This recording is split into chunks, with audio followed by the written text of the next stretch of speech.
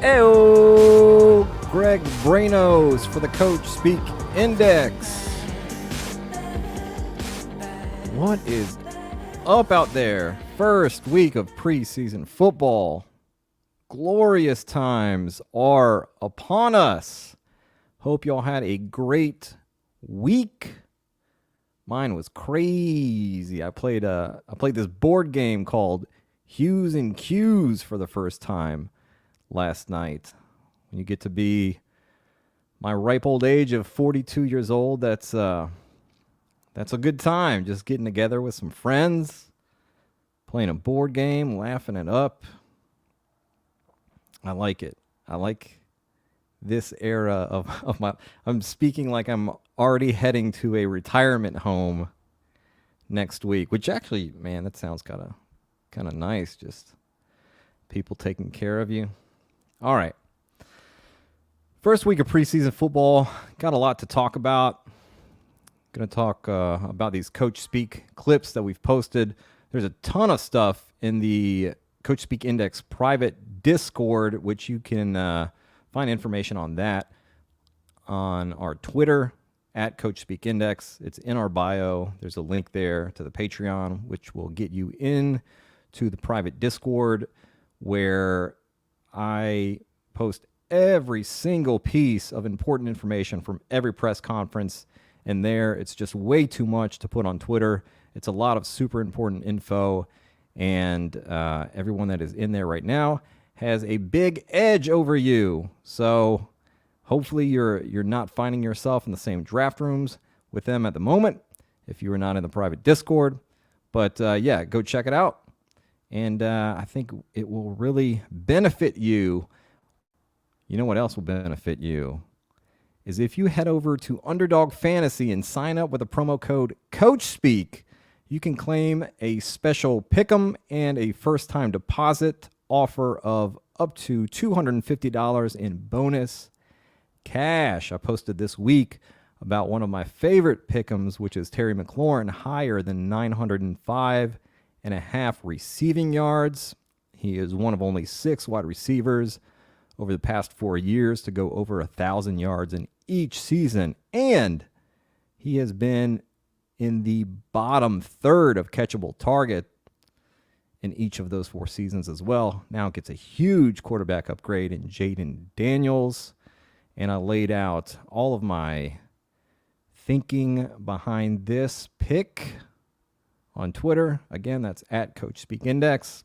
So check that out.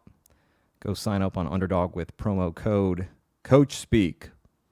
All right, let us get into all of these Coachspeak clips. We will start with quarterback.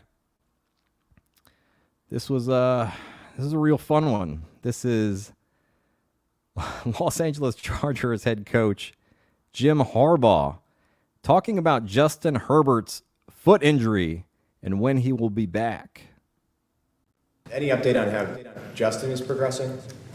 Again, that's the question I hear, and I talk to people, but even Justin, and very positive, but I'm not even qualified to relay the information that I hear, or to understand, exactly how somebody is feeling. So, yeah, working through it, and been very positive. He is not even qualified to relay the information. Man, we got to put this guy through some kind of course to get him certified so he can relay this information without some governing bodies stepping in and sanctioning him for 4 years. It is good. I will say it is good that he told us that things are very positive, that he doesn't always do that. And when he does give us some information, we can rely on that. Jim Harbaugh, 90% reliability rating on injury Coachspeak when he does actually say something. We will head over to Pittsburgh. This is Steelers head coach Mike Tomlin talking about the competition for QB1 for the Steelers. Do you still recognize this as a quarterback competition? If it is, how do you weight what happens on the practice field here versus what happens in a stadium? Very much is a competition. What happens in stadium is weighted heavier than what happens in a practice setting because it's more game-like. Do you still view Russell as having that pole position and being ahead of Justin in that? You guys saw the depth chart that I released yesterday. That is real. So a lot of coaches with their and teams with their depth charts doesn't really mean anything. Sean McVay's pressers were kind of contentious this past week because he said he only spent 5 minutes on it, and they pressed him about it. But yeah, Mike Tomlin's saying that the depth chart there that they released is real. Russell Wilson's still QB1, but at the same time, he is very open to this being a competition. He talked about it on Kay Adams as well this past week in an interview with her, that it's open, man. It's open between these two. And we got that Justin Fields experience in the preseason game this week with, he had a couple nice plays, and then there were a couple of fumbled snaps, fumbled exchanges, which Mike Tomlin said that was shared responsibility between Fields and the center. So we will see if Justin Fields is able to avail himself a little bit better in these remaining preseason games. Sounds like Russell Wilson will be out there coming up, I believe, for this next preseason game.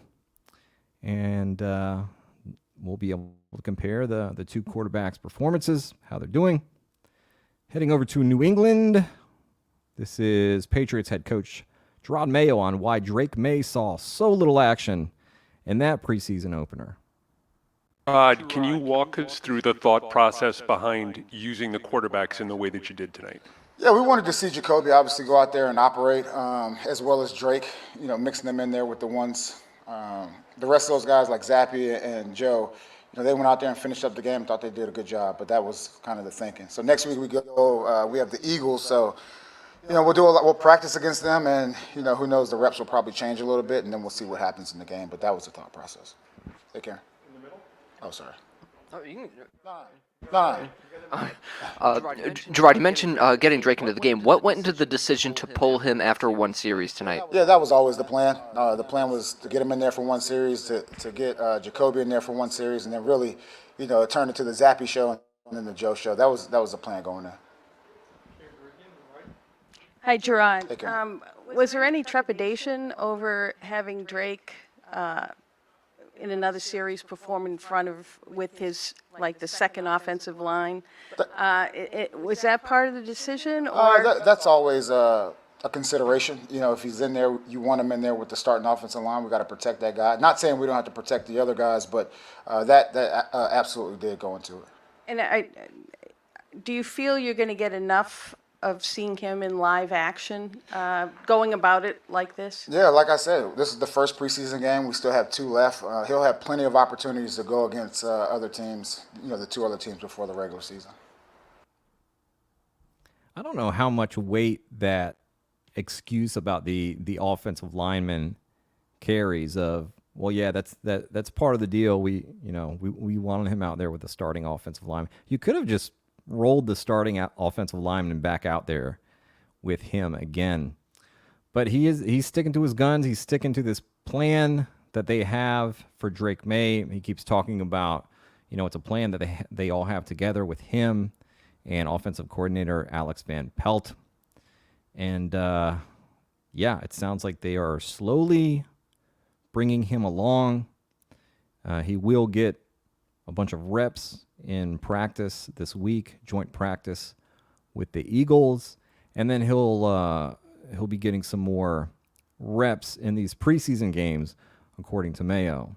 So still has a little bit of time to absolutely wow the Patriots, like Mayo has talked about before, when he said, yeah, he absolutely could be the week 1 starter. But he would really, really, really just have to wow us for that to happen. But they have to give him the opportunity in preseason games to wow them. Of course, he does have the practice time to do that, but it's a little bit different in the live game action. Cleveland Browns. Here is the offensive coordinator, Ken Dorsey, talking about their plans for offensive tempo this season. You mentioned he likes how fast you want to run things. Is bringing some up-tempo to the system, is that something you really want to do? I think the stress to our players is, like, let's see how many plays we can run in a game. We want to run plays. The more opportunity we got on the field, the more opportunity you have to score points. That doesn't necessarily mean no huddle either. That means, hey, when we are huddling, get in and out of the huddle with a great tempo. Give us as much time at the line and run as many plays as possible. Doesn't mean mixing up the tempo. It could mean tempo, but that also depends on the game a little bit at times as well. So it's going to be one of those things where we've always got that ability, to attack a defense in different ways. But we want to get up there and when we are huddling, be in and out of the huddle with a great tempo. Really constantly be putting pressure on the defense with us, whether it's on the line, huddle, whatever that may be. Middle of the game, 2 minute, and constantly be putting that pressure on the defense. These comments are echoing the same comments that head coach Kevin Stefanski made recently about them being open to an even faster tempo again this year. In 2023, Cleveland led the NFL in offensive plays per game, 69.8 of those per game. So if they are at that rate again or even more, I mean, that's good for all the offensive players, right? We want the maximum number of plays per game. This is good for those pieces, good for Amari Cooper. This is good for tight end David Njoku, who we've heard Kevin Stefanski talk about, saying that it's no secret that we want to get the ball to Dave. Said that in the middle of last season. He said that a few weeks ago, and how he is a focal point of that offense, and also that Mike Vrabel, their special assistant there now, has really been helping out with the tight ends, bringing that linebacker perspective of how these tight ends can beat linebackers. So big things for David Njoku this season. Really, really terrific value right now. He's going around pick 100 or 101, right around there on Underdog.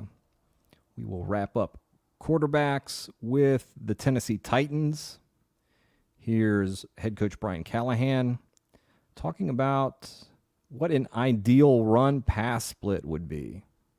What percentage would you want in a perfect world of the mix between run and pass? I mean, in a perfect world, you'd like to be probably right around 50-50. It's usually not the case, down and distance-wise and all that stuff. But yeah, that's probably the ideal. You hope to be able to marry your play-action game with your run game well enough so that teams don't really know what's coming. That can go by formation, under center, in the gun, however that looks, to make sure that we're marrying up our action game, our naked game, our boot game, and our screen game with the run game, so you kind of package it all together. The reality of it is that, you get into spots where we're throwing the balls a little more advantageous, and so you're going to get to places where it might be more 60-40, depending on the game. But the perfect world, ideal world, you'd love to be right around 50-50, so a defense doesn't necessarily know exactly what you're going to do in what situation. All right. This is a little different than what Callahan had been preaching before about, how vertical they want to get, how much they want to pass. At the same time, he is saying, like, in a perfect world, in an ideal world, when that's not really what happens during NFL games. You have a thought for what you want to do or how balanced you want to be, and then different things happen during these games. Ideally, in a perfect world, you are winning the game in the fourth quarter, and you're running the ball and running that clock out. In an imperfect world, you're the Tennessee Titans, and you're losing games in the fourth quarter, and you gotta sling that ball. So we will see. We will see. Taking this with a real grain of salt, and we know that they do want to use the running backs, and on the ground with carries, but also in the passing game. I still think this is going to be a team that throws the ball quite a bit. And we have one more clip here from Brian Callahan talking about their fourth down aggressiveness. Fourth down plays, is that a preseason take a chances kind of thing, or is that a sign of things to come? It's both. I think we're going to maintain our aggressiveness when our analytics would tell us that it's the right time to go.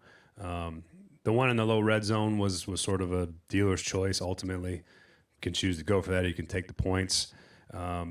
Probably in real life, you probably take the points there after 17 plays.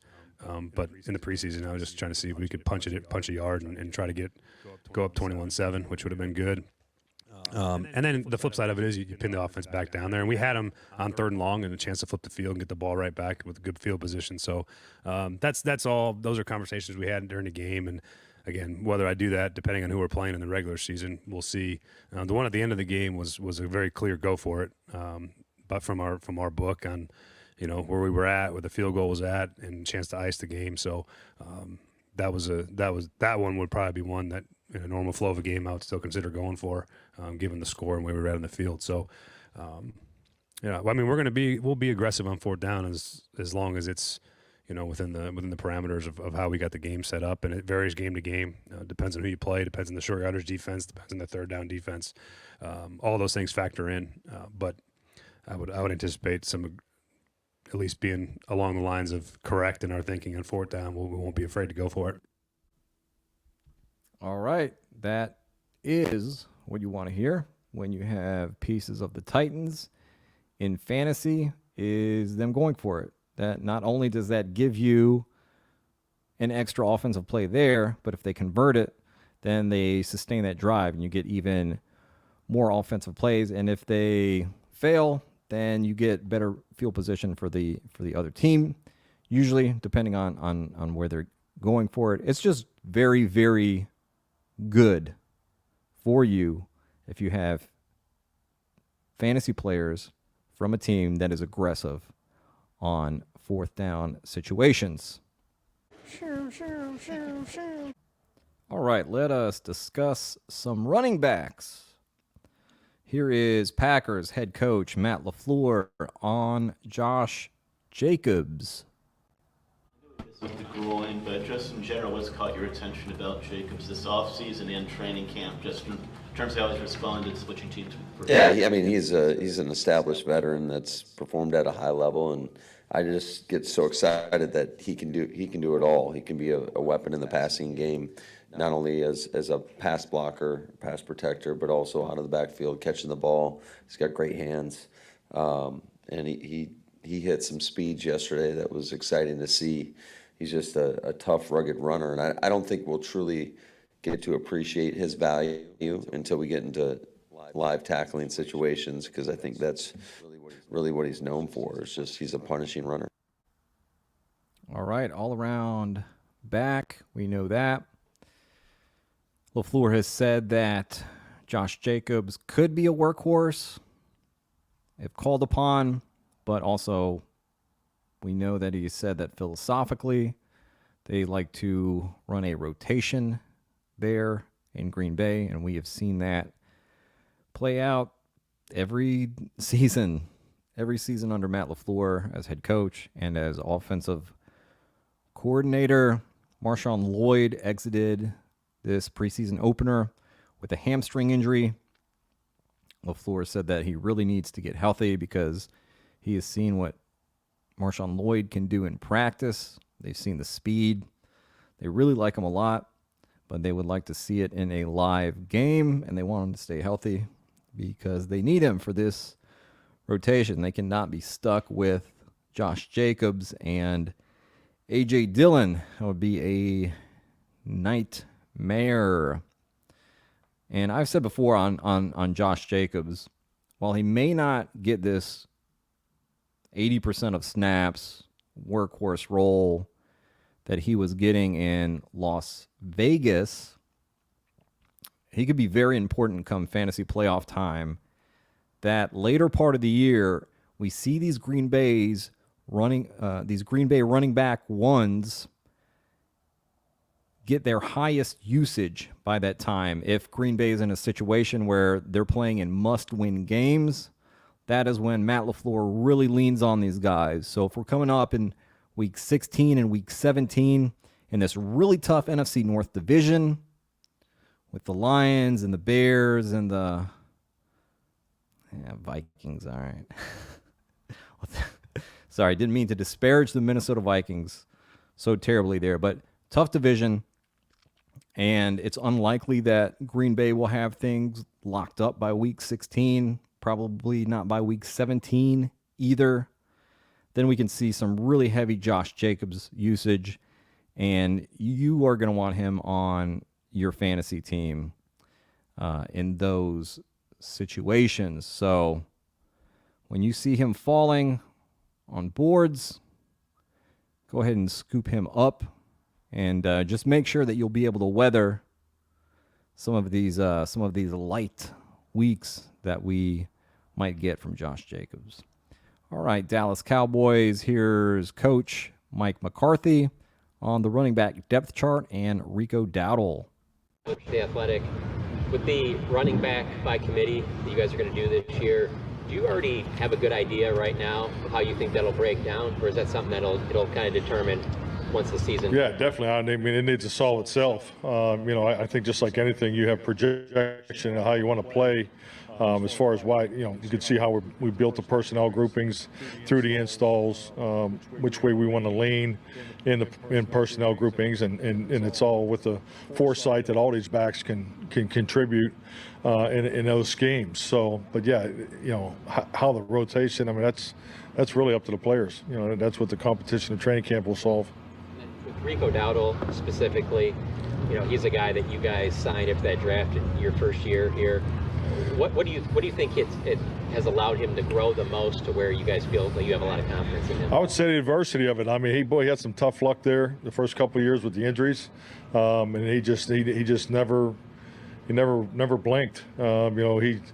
He was someone that obviously we were really excited about when didn't have much of an opportunity. Then the first opportunity he gets, he returns a kickoff for a touchdown. So he showed flashes as a young player, but once he fought through those injuries, really last year when he was given an opportunity, he's played really good football for us. Dallas Cowboys coaches keep saying it. This is going to be running back by committee. And McCarthy previously had said Rico Dowdle, one of the lead guys in the room here, and talking about whether it's 2 players or 3 players, we're going to be running back by committee. And now saying Rico Dowdle has showed flashes and how he's played really good football for us.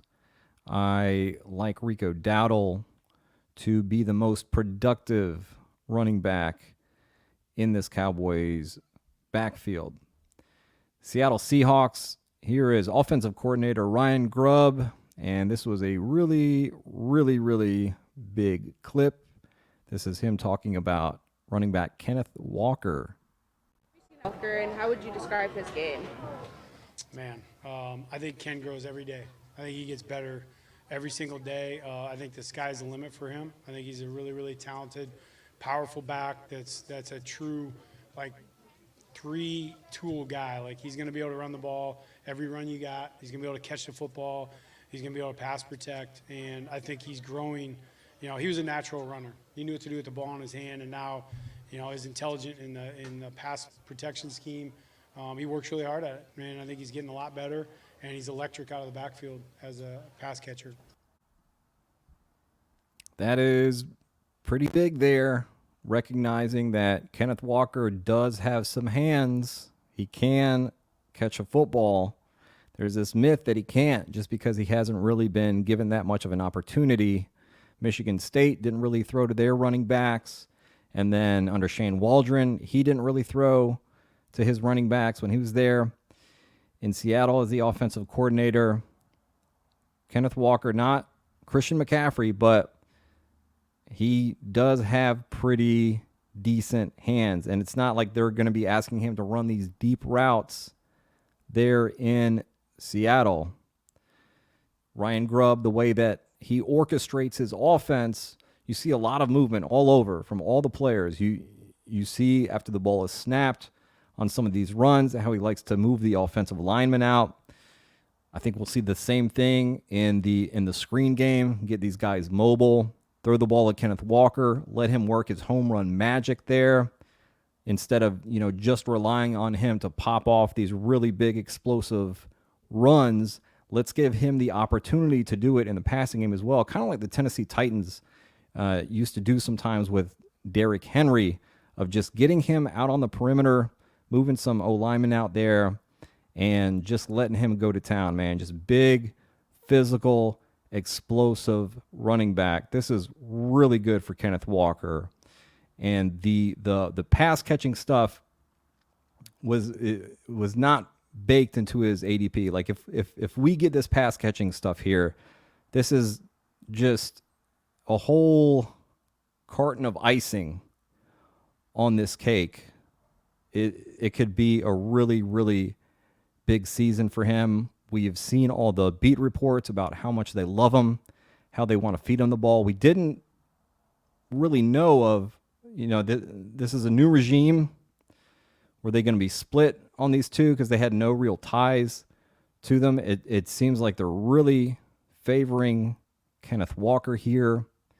And again, with the type of offense that Ryan Grubb runs, it's a lot of really explosive plays, just creative ways of scheming up these explosive plays. Everyone thinks it's going to be super pass heavy. I'm not sure that's exactly going to be the case. He ran more than people think he did at as offensive coordinator of the Washington Huskies, but seems to be a really, really talented offensive mind who gets the best out of his players. And just with the skill set that Kenneth Walker has, I think we could see a really big season out of him. His ADP has already started going up after these comments. So I would get in on him now before that ADP goes a little too crazy. Tennessee Titans, here is head coach Brian Callahan talking about using Tony Pollard and Tyjae Spears in the pass and run game. But another piece of information is in here. Let's listen. Over the weekend about how this team will run the football. And with the two different running backs that you have, as opposed to giving it to one guy 28 times, how do you envision getting both backs in rhythm so that you can continuously run the football the way you want? Yeah, that's a good question. Generally speaking, you try to find, when you go into a game, you highlight a handful of plays that they like. They're both different style runners. Tyjae has plays that he likes. Tony has plays that he likes. And so you sort of star those plays and you put their names on them. And so when you call those, you make sure that they get those carries that they feel good about. So that's how you naturally split the labor in the running back room. And then sometimes when a guy starts feeling it, you can see a guy feel it, you just keep giving it to him. Keep giving him opportunities to carry it. We're going to use those guys plenty all across the formation, in the pass game and in the run game. So they're fun tools to have because they can do so many different things. But the biggest key is just making sure that you get them to run, especially early in a game, that you divide it up the way that they feel good and you kind of see who gets hot. You can stick with a hot hand, or you can just stay with your rotation as far as the runs that they've sort of selected and we've talked about as the ones being their comfort zone for the running back. So that's probably the best way I can explain that process.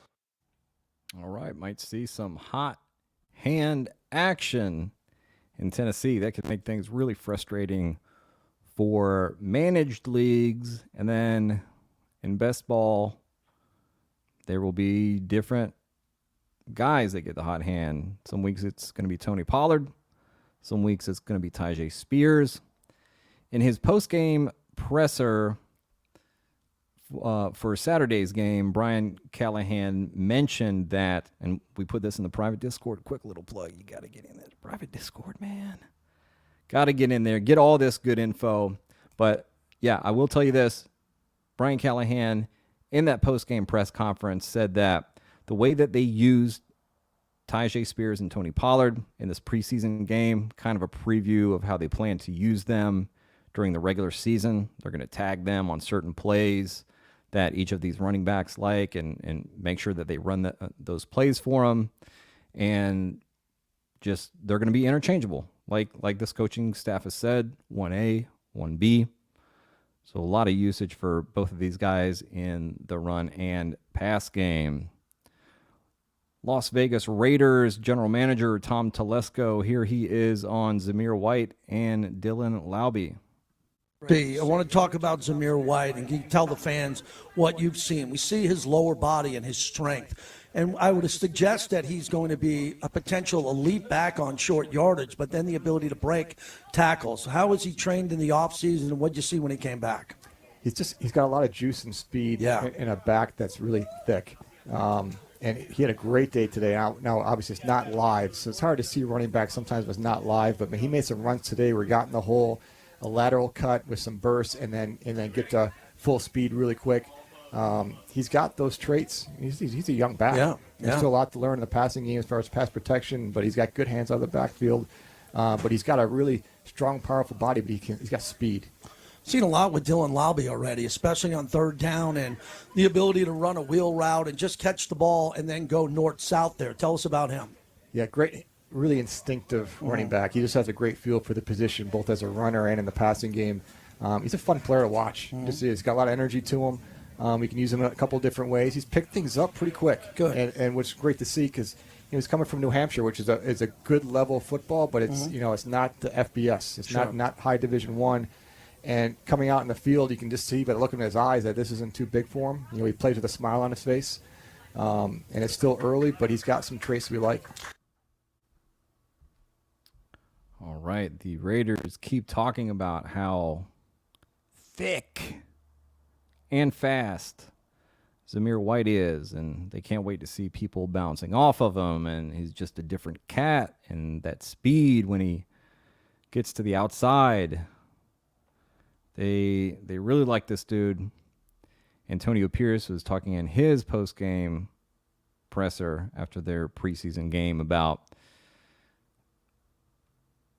Zamir White in the near the goal line, just a big dude. They ended up bringing him back in the second quarter after they started him and then sat him, but just wanted him to get back in the end zone, and also for the offensive line to, kind of, I believe the word he said was surge, and he really enjoyed how powerful they were during that game. I think this is an underrated offensive line that the Raiders have. Now, not a lot of depth there, but, man, they have some really nasty guys, and this is without Colton Miller and Jackson Powers Johnson even being in that lineup, which we should see them returning fairly soon. I think this will be a good O-line. We know Antonio Pierce wants to do two things. On defense, he wants to stop the run, and on offense, he wants to establish the run. So see a lot of work for Zamir White this year. Didn't get to see much of Dylan Laube in the preseason game. We'll see if he gets some more run in the future. Cincinnati Bengals head coach Zach Taylor talking about his favorite thing that he's seen from Chase Brown in camp. Favorite thing you've seen out of Chase Brown this camp so far? Consistency. You've heard me say this word over and over because it's my favorite training camp word, but Chase has been very consistent, and that's what we're counting on from him. And he didn't get a ton of opportunity last year, and so now is the first time he's really getting a bunch of reps. And I like how consistent he's been and dependable he's been. Is there a certain way to measure that for a running back consistency? You just feel it, as a play caller. Your quarterback feels it. The play caller feels it. Getting in phase with the line in the run game, understanding who to protect in the pass game, understanding where to be when you don't have protection on a check down. I've really liked what I've seen. He's done the right things there, and so how do you measure it?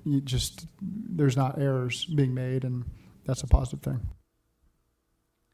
And now Bengals offensive coordinator Dan Pitcher talking about Zach Moss and Chase Brown. Zach and Chase Brown so far. Zach Moss and Chase Brown. I'm super pleased with both. Zach's been the consummate pro. He's I mean, he's where he needs to be every single play, regardless of what we ask him to do. He's caught every ball we've thrown to him, like a lot of contested hard catches off his body. So, I mean, can't be happy with Zach, and Chase is the young budding talent that we all expected him to be, who adds an explosive element to our rushing attack and catching the ball out of the backfield. So feel really, really good about that spot. Chase Brown going to get a lot more work this year. I don't know if he will take over this backfield and relegate Zach Moss to RB2. I certainly have my doubts about that, and especially after seeing him in that preseason game against the Bucks. Doesn't have the best vision. Really tough to be a super productive running back when when you don't have the best vision and aren't hitting the right holes and just a little too hesitant in the manner in which you run. So he'll need to get a significant goal line role. He'll need to get significant work to pay off for the price that he's starting to rise up to now in drafts. Cincinnati passes the ball a ton. It'd be nice if he gets some of that work, some of that passing work. But a lot remains to be seen there. I'm a little bit nervous for the Chase Brown shares that I do have. It's not a ton. This backfield kind of spooks me a little bit. And did not love what I saw yesterday, because it's reminiscent of the red flags that I saw in Chase Brown's tape from last season.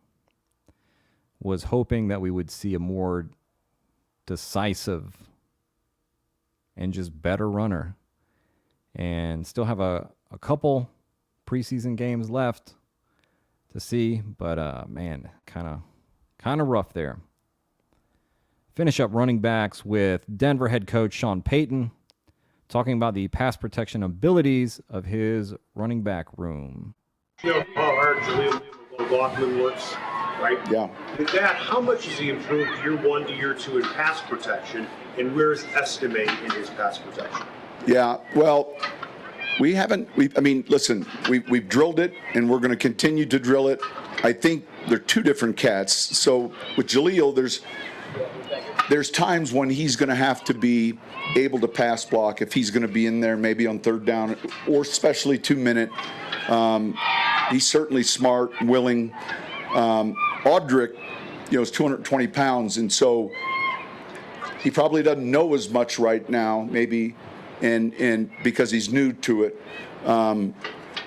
But certainly he's got the stature. Now, is he a third down back? I can't tell you that relative to just the reps we've seen. Generally speaking, though, part of the pass protection is understanding protections and being smart, and then the other part is physicality and 1-2 and technique. So I think we're going to see a little bit more here in the next 2 weeks with some live reps, and it's really going to reveal itself. P. Ryan gives you kind of that flexibility because he not only can protect, but he's a viable receiver. I think Javonte the same way, and I think the two guys you mentioned are guys that are capable of doing that. How much will that affect who gets on the field pass pro? The plays a lot of times do. Ultimately, it's the whole product, it's the whole resume as you look at it all. A lot to digest there. That was a rare mention of Samaje Perine by Sean Payton when he's talked about his running back room this season. He has not mentioned Perine that often. We saw Perine get a lot of the third down work in today's preseason game. And Audric Estime there, you heard Sean Payton does not really view him as a third down back. He said previously the vision for him is kind of first and second down runner. He had a fumble in today's preseason game that Sean Payton was not very happy about. And Payton keeps speaking glowingly about Javonte Williams. He did it again in today's postgame presser, talking about how he slimmed down like Payton asked him to and just looks like a much, much better running back. And this is a guy who they gave 264 touches to last season. I think Javonte Williams is a really great value right now in fantasy drafts. I think he's going to get a lot of work again this season. And then Jaleel McLaughlin, who Payton has also talked about quite a bit this offseason. I think he is locked into this joker role and should see around 9 to 12-ish high-value touches per game this season, and that is also a great value at where he is going in the 150 range on Underdog. Just a terrific kind of RB5 to get in there on your team. Let's discuss some wide receivers, shall we? We'll begin with Seattle Seahawks head coach Mike McDonald talking about Jackson Smith and Jigba. Talk to JSN. What's the element that he brings that's kind of unique to him as opposed to the other receivers that you've got? He's got this like fluid explosiveness about him that can run the entire route tree. Incredible ways like track the ball, body control, explosive in and out of his cuts. And I think, and I talk about all this like tacit stuff all the time, but it's like this competitor in him, the mentality of what we want. You know, he has that. So I encourage him to keep doing those things. If you could relay the message to him, that'd be great. They've been talking up his skill set the entire offseason. You can tell that they really love this guy, and they really have a vision for him as well. Mike McDonald said previously that he's going to be a huge part of their offense. We talked earlier about Ryan Grubb and his creativity and how he creates all this chaos for his playmakers to scheme them open. Could see some really big things from Metcalf this year, from JSN, from Kenneth Walker. We'll see if Tyler Lockett has something left in that tank. And then we know they also want to get Noah Fant involved in the passing game. Denver Broncos, here is head coach Sean Payton talking about rookie Troy Franklin. He's doing well. He picks things up well. We all see his speed. We feel his speed, you know, and so he, like the rest of the rookies, you know, they have these glimpses or these moments where they're gaining confidence, and he had a nice play today. He's doing well. All right, not the most glowing comments, just, yeah, he's doing well. We know that he has speed. Troy Franklin was pretty buried in the Broncos preseason game against the Colts. We saw Cortland Sutton and Tim Patrick starting, and then a bunch of other receivers getting time before Franklin. Seems like a real developmental project, or it's looking that way. And we kind of saw that with Marvin Mims last season. Spent some decent draft capital on Mims and then didn't really use him that much. And they drafted a similar player in Troy Franklin this season. Here's Sean Payton again talking about another rookie wide receiver, Devon Vele. About what you've seen from Devon Vele so far, his first camp. Well, I like his size and hands in traffic. I thought he's had a couple snaps now this week where, man, we got to keep giving him opportunities because I think he has strong hands in traffic. I think there's a few players like him out here, but I think he can take reps inside, and then I think he can also play at the X. His ability to catch away from his body. When you're throwing it to him, he's got a large catch radius, and so you become a more accurate quarterback. Some pretty nice things in there. Definitely speaking about Vele in a different way than he was about Troy Franklin. Once again, we hear Sean Payton obsessing over a receiver's size and then saying we got to keep giving him opportunities. Bodes well for Vele. Offensive coordinator Joe Lombardi also talked about him, talking about how he's been just making big play after big play in training camp. And they really like this guy. One of the oldest rookies that you'll ever see. I believe he's 26 years old. Arizona Cardinals head coach Jonathan Gannon on what he has come to appreciate about Marvin Harrison Jr. What you've learned or come to appreciate about Marvin since he first stepped foot in your practice facility, since he Team first guy, no ego, head down, go to work. But that's impressive about him. I think we knew that when he walked in the building. But it is impressive to still see it. Is that rare in your experience for a guy? The great ones normally do that. All right, short and sweet there, but we know the talent of Marvin Harrison Jr., so you really do like to hear this kind of stuff about such a talented player, that he's got it going on the field, and he's got it going on off the field as well. Just a strong work ethic, and man, you pair that with that talent, that equals fireworks. Here's Arizona offensive coordinator Drew Petzing talking about how Marvin Harrison Jr. and fellow wideout Michael Wilson complement each other. And then he also talks about the next step for Michael Wilson.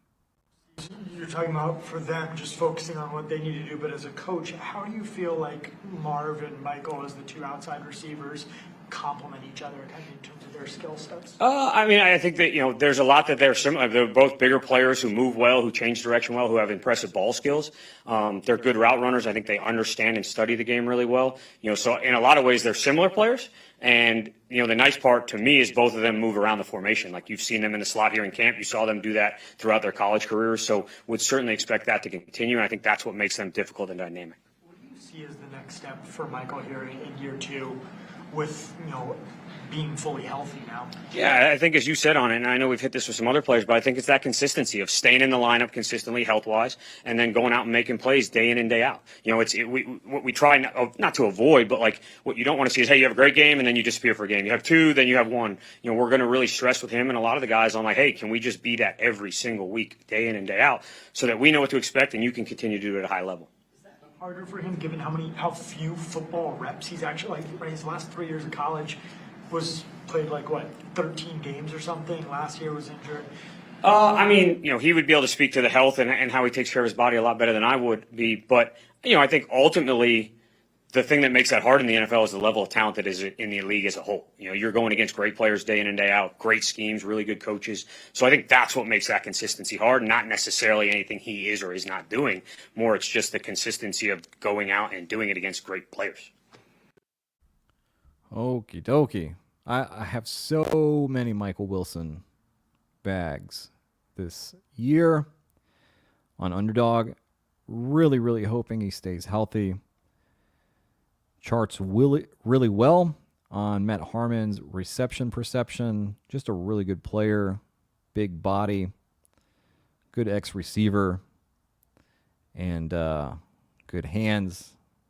Just a lot of really good stuff about Michael Wilson, and he's going a little earlier now in drafts than he was previously, but he's still going too late.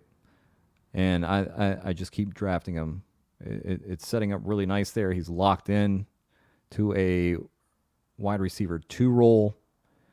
Has a healthy Kyler Murray now. It's the second year of this offense and the second year for Michael Wilson. So he's kind of on that same page as Kyler Murray and these other players. They have an entire offseason to work together now. I am expecting big things from Michael Wilson this year. All right, head coach Jonathan Gannon again, this time talking about wide receiver Greg Dortch. He's been around a couple of years. I think it seems like you like him a lot. I do. He's the kind of guy who has seemed frustrated at times that he hasn't been able to get on the field more of it. How have you seen his kind of development in that way, and has he stayed patient to you, at least in terms of waiting to get to this point? Yeah, I can't speak on before I was here, but that's a good question, Darren. I think that he's always believed in himself as a player, and he thinks that if he's out there, he can help the team win, and I think that as well. And why I think some of the conversations with him about this is what you need to do to get on the field in the role that you feel should be your role, this is what you have to do with your game, and he has done that. So I really like where Greg's at, not only with the offense, but on fourth down as well. But he's doing a really good job. He's playing well right now. You told us last week you could tell from looking in his eye Yeah. that he was ready. Is that a frequent thing for you? Yeah, I feel like G's got like this like look in his eye that he's just like ready to fight, man. Like he's just ready to go all the time. Like he's just about ball. I don't know what a gamer is, but he's a gamer. You know what I mean? Like he's just ready to, when he, in stretch lines today, if you walked by him and shook his hand, you would see this look in his eye that he has, that he's ready to buckle up and play football. And I appreciate that about him. You know what I mean? So for being, I'm actually taller than him, so that's cool. You know, not many guys, I always look like this to guys, but he speaks softly and carries a big stick, and I'm glad he's one of us. How many guys on the team you have that you can look in their eye and tell No, them? I mean a couple guys. He's just one that comes to my mind because it's kind of always the same with him. You know, he's never up here, he's never down here. He's just ready to buckle up and play. He loves to play, and he's great in meetings. Like he's great with maximizing his 5 buckets. He's been awesome, man. He's gonna have a big year, guys. He was searching for that consistency kind of before you got here. Is it safe to say that he's found that day in and day out? I think he has. I really think he has. Yeah, I mean, day in and day out, he practices the right way. And not to say he doesn't make mistakes, because he does. But he's very self-aware and he's consistent about how he goes about his business. And in my opinion, he's elevated his game since we've been here. And that's what you're looking for. You know what I mean? What's your ceiling? I don't think he hit his ceiling yet, but he's getting to it. You know what I mean? Where people thought you were this, you've already elevated yourself over that. You know what I mean? Let's keep climbing, you know? And that's the approach I think he takes, honestly, and that's why he is who he is. How do you balance using him as much as you're going to an offense with his return role from the standpoint of he might get hit another 6, 7 times? Good question, Josh. I mean, the best thing for the team, you know what I mean? It might look different week to week, depending on how we're going to play on offense, depending on what we're doing on teams. But a lot of guys are competing for his role, too, on fourth down and the offense. You just got to see how it all kind of fits together with what you're trying to get done on Sundays. But he's willing to do anything that we ask him, you know, so that's cool. Are you concerned about the extra hits he might take on special teams? No, I'm concerned how we win the game. So we're going to put back, you know, if you're talking about returning, we're going to put back there who we think is the best guy to get that part of the game done, as it also fits into the other 2 phases for him, the other phase. So we just got to be smart about that and make sure that we're got a good plan about that. But he wants to touch it every time he can touch it. Jonathan Gannon, a big culture guy, and it sounds like Greg Dortch is fitting in perfectly to that Cardinals culture that is being built there. Gannon saying that Greg Dortch is going to have a big year. It's a low sample size, but Gannon does have a 75% reliability rating on usage and workload Coachspeak. We do expect a productive year from Dortch. He's not someone that I would really count on for redraft and managed leagues. But in best ball, this is a guy that's going in the later rounds. Could definitely see some spike weeks here and there. And Cardinals have a decent fantasy playoff schedule. Let's hear from offensive coordinator Drew Petzing again, this time on Greg Dortch again. What are you seeing from Greg Dortch this summer, especially compared to last year at this time, not knowing a whole lot about him? Yeah, I think one of the things that's been great with Greg is just his understanding of the offense. You know, I think he was one of those guys, it was a big shift for him early in his career on changing systems, learning a new language, you know, especially as sometimes the 3, 4, 5 receiver, you don't know which position you're going in the game in. That puts a lot on you mentally.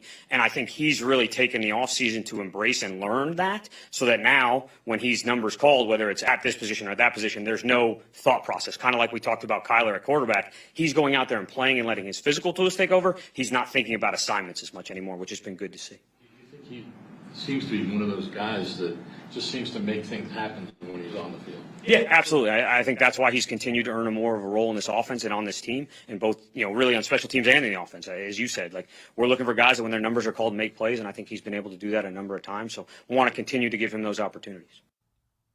So what we're hearing is a hard worker with consistent, and he's reliable, and they want to give him opportunities. Sounds pretty good, man. New York Jets. Here is head coach Robert Saleh on rookie receiver Malachi Corley. Corley. Last one here. I feel like his calling card that we heard about from college was his physicality and yards after contact, obviously. Are the preseason games sort of where you can start seeing him do what he does, so to speak? I mean, it's not really going to stand down in training camp. No, you're right. So he's heavy in terms of you can feel him when he's getting up there and he's running with the football and you're trying to tag off on him, or in the run game when he gets his hands on you and he's blocking. He's going to be a fun player. Obviously you can't see it all. We can see it. We can see the violence at which he runs when he does get the ball in his hands. So I think I speak for everyone that we're looking forward to seeing him in game action to see how it translates. Malachi Corley, as we have heard and seen and known, not a great route runner, but maybe they get him again in this kind of Randall Cobb-ish role and get him a lot of really short average depth of targets, some screen stuff, just really schemed up Rashee Rice-ish stuff. Could work out. Not expecting a huge season, though. We'll see. He does go pretty late, so could be an okay dart to throw here and there. Here's Indianapolis head coach Shane Steichen on the competition between wide receivers Alec Pierce and A.D. Mitchell. Pierce kind of still even? Is there any? Yeah, they're still battling, and both of those guys are making plays every day. I mean, I think both those guys are going to have an impact for us this year, so I really like where both those guys are at. Still battling. Same thing that we heard from offensive coordinator Jim Bob Cooter. The Josh Downs high ankle sprain seems to maybe be a possibility to open up a runway for A.D. Mitchell to get in and produce early and then just prove himself impossible to take off the field. But maybe we get a kind of a 50-50 split between Pierce and A.D. Mitchell at that X receiver position. We'll finish up receivers with the Los Angeles Rams. Receiver Puka Nacua sustained a knee injury. Here is head coach Sean McVay telling us about that. What's happening with Puka? What happened? Yeah, he got his knee banged up. You know, you saw he made a touchdown catch in the tight red area, which I would have challenged and called a touchdown because 1 knee equals 2 feet. And then when he was moving around a little bit more, he had a later route that he was running. He kind of felt it a little bit. Really just had a little bit of a burst, a sack, kind of bursted. And, you know, it's just going to be week to week with him. Nothing serious, nothing structurally. He'll be in good shape and he'll recover and we'll be ready to go. No threat of anything for Detroit. Right, so he wouldn't play in the preseason anyway. Then the plan would be just to kind of get him to game week. Yeah, and you know what? We'll take it week to weeks. But I don't anticipate him, you know, being affected in terms of even that prep for the opener. Now, would you like him to be out here? Of course, these are all important deals, but in the meantime, it's going to allow some other guys to get some chances, and fortunately, it's not going to affect his ability to be ready to roll for the season. Sean McVay telling us not to worry, and when he tells us not to worry, we don't need to worry. Sean McVay has a 90% reliability rating on Injury Coachspeak. He is extremely reliable in this category. I expect Puka to be a full go week 1. He's dipped here and there in drafts. Maybe he'll dip a little further in your home league if people in that league do not follow the Coachspeak index. There's this myth out there that Sean McVay's Coachspeak is not reliable. And those people are sadly just clueless. Really big there that Sean McVay says that it's not even, like, he doesn't anticipate it even affecting Puka Nacua's ability to prep for the opener. So it's not even a thing of we think he'll be ready week 1. It's he will be ready to even just prepare for week 1, and then not going to affect his ability to be ready to roll for the season, was his quote there. And McVay also saying that Puka would not have played in the preseason anyway, even without that injury. We knew Sean McVay does not play his starters in the preseason. One more Sean McVay clip. Here he is talking about rookie wide receiver Jordan Whittington, who showed out in today's preseason game against the Cowboys. How much of his game has, been able to grow with him being in such a deep receiving room led by, Cooper and Puka there? Yeah, he's just a mature rookie. He's so conscientious. Eric Yarber always does such a great job, in addition to Nate Shieldhouse and Rob Calabrese. But he is really, like I said, you don't see guys on game day until you get to game day. And just the look in his eyes, he's a grown man. And he played like a grown man with the ball in his hands, did a great job without it. I just really like him. He's going to be a factor for us. And I thought today was a good start for him. And he's the type of guy that's only going to continue to grow from that. He's going to be a big factor for us. Sean McVay has an 80% reliability rating on usage and workload Coachspeak. I am going to be targeting Jordan Whittington in the final rounds of drafts on Underdog Fantasy for sure. We know about Puka Nacua had a pretty nasty injury history in college. Again, I'm not worried about this bursa sac knee thing, but for someone who just plays so physical, so aggressive, seeking contact on the field, that's a higher chance of sustaining an injury. And then Cooper Kupp getting up there in age, he's had his own injury history. Demarcus Robinson, kind of the locked in wide receiver 3. He's a little bit older. And if Jordan Whittington, keeps playing like this, then it would be pretty hard to keep him off of the field in favor of Demarcus Robinson. So yeah, I am going to target him definitely in the 18th round of drafts. Makes for a really nice stack if you're taking Arizona players like I am, and Rams players. Get some Kyron, get some last round Jordan Whittington, and have the bring back with Kyler and Michael Wilson, Trey McBride. Build some really, really nice teams over there on Underdog. Time to talk about those tight ends. Got a couple to talk about. We will start with Packers head coach Matt LaFleur talking about Tucker Kraft, the deployment of the tight end room, and expected personnel groupings. Will be Tucker Kraft add to this offense?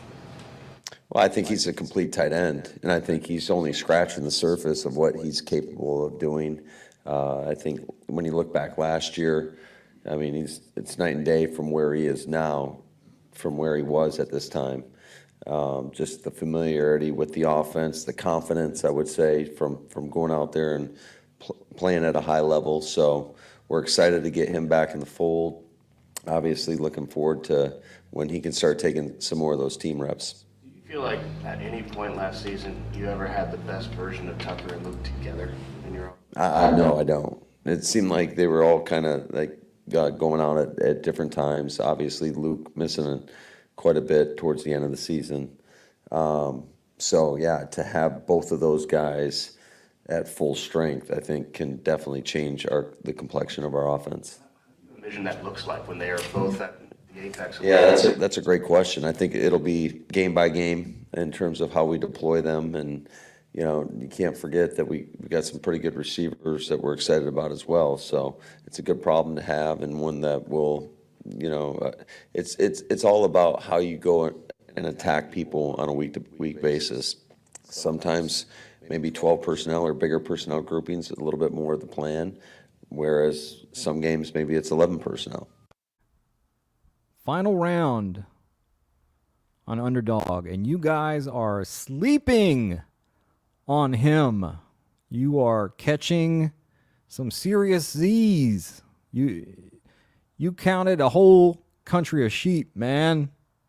You're sawing a tree. Is that a sleep thing when the not gonna do that hand motion, but when you're sawing a tree, that's like synonymous with Z's. Is this a Mandela effect that I'm experiencing here? Anyway, stop the slumber on Tucker Kraft in best ball. Okay, would be very, very tough for him to be playable in redraft, but they view Tucker Kraft pretty much the same way they view Luke Musgrave, that both of these guys are really, really good tight ends.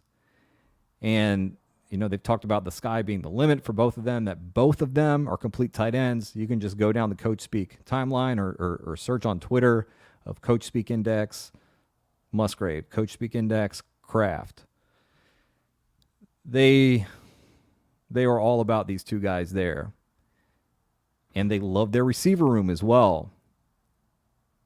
Matt LaFleur recently talking about what a great thing it is for them that they have all these very capable, very good players, because defenses don't know what to do against it. Like, you can't double cover every guy there. Just a ton of excellent players. What a job this team has done drafting. I mean, really incredible stuff, man, on their behalf. Luke Musgrave is going, I think, 146-ish on Underdog. Tucker Kraft, final round. And while it's likely Musgrave ends with a little bit higher score, more fantasy points, I don't think it's going to be that big of a gap between the two. Both of them are going to have their own spike weeks, and that's pretty neat to be able to get some good spike weeks out of an 18th round pick. And who knows, maybe he is the guy that you need in week 18 in that game against the Vikings. Snagging him the 18th round and having a nice playable tight end week there, that's just huge. That is just huge. So go out and draft some Tucker Kraft. You can make him a part of some nice 3 tight end builds. I wouldn't put him in a 2 tight end build. I don't think. Maybe with a super elite tight end, but probably not. It'd be more something of where I have 2 tight ends, and then I'm just wondering, like, man, do I need a 3rd tight end here? Am I good with these 2 guys? Like, say you have Dallas Goedert and Pat Freiermuth. It's like, okay, maybe I get enough from these guys on a week-to-week basis where one of them provides me a usable week. But might be nice to have a 3rd guy mixed in there who has some upside. Somebody like Tucker Kraft, or somebody like this young gentleman we're about to hear about. Broncos offensive coordinator Joe Lombardi talking about tight end Greg Dulcich. Being healthy, being in the meeting rooms now. Yeah, it's been fantastic. You just feel his speed out there. When he's on the move, it's hard for people to cover him. And, just a number of plays where he's just running away from defenders and giving the quarterback a throw. And then once he catches it, if he's got some space, you can just feel him eating up yardage as he turns and runs with the ball. So just a very explosive player that, we're excited about his health, and hopefully that just continues. Greg Dulcich, another really nice final round pick in best ball, and a guy who maybe could end up being useful in redraft. We saw what he was capable of his rookie season, and now he's been hampered with hamstring injuries the past couple years. If he has a healthy season, I think we see some really good things out of Greg Dulcich. Just a very talented tight end, a lot of explosive traits. Not a great blocker, but Sean Payton doesn't really mind that. He's talked about that recently. We're not going to ask him to block much, but he's a good pass catching tight end, and we value that explosiveness. So if he has a healthy season, you will get usable weeks out of Greg Dulcich. And again, could end up, if there is a guy in these final rounds that could end up as a top 12 tight end, Greg Dulcich, absolutely one of those guys. If we're not even talking about contingent stuff, right? With like Tucker Kraft, if Luke Musgrave gets injured, Tucker Kraft has a much easier path to being a tight end one for the fantasy season. But Greg Dulcich doesn't need anything else to happen. He's not really threatened by Lucas Kroll, even though Kroll kind of a darling for some people this offseason and fumbles today in the preseason game against the Colts, and Sean Payton did not care for that. Could be a big year for Greg Dulcich, and just some really good late round tight ends. And if you're building some best ball teams, I know people really love the elite tight end stuff, but there are a lot of elite tight ends, and I think you could cobble together a elite tight end room with grabbing one of those, maybe a Brock Bowers, David Njoku, and then a couple of big high upside guys late, like David Njoku, Greg Dulcich, Tucker Kraft. Man, I'm good with that. That's going to give me some big weeks. And that wraps up this big week. Check us out on Twitter at Coachspeak Index. Come and join us in the Coachspeak Index private Discord. Like I mentioned earlier, it really does give you an edge because there is so much stuff that we are putting in there. I watch every single press conference, and I put every important note that comes out of those press conferences. I put all of that into the Discord, and then I put probably I don't know now, about 5% of that on Twitter. It's gonna be super busy for me from now until the end of the regular season. We're looking at 70, 80 plus hour weeks, which is fine. I enjoy the work. It's cool, but I just don't have time to do every single thing. And we'll see you in the Discord. You can see all the comments that have been made this week about Bucky Irving, Xavier Legette, the Raiders QB1 battle, just a lot of super important stuff. And one more thing, I do want to warn you. I've heard these rumors about people who watched and listened to the Coachspeak Index podcast but did not subscribe. And then 7 days later, this creepy girl with long black hair crawled out of their computer screen.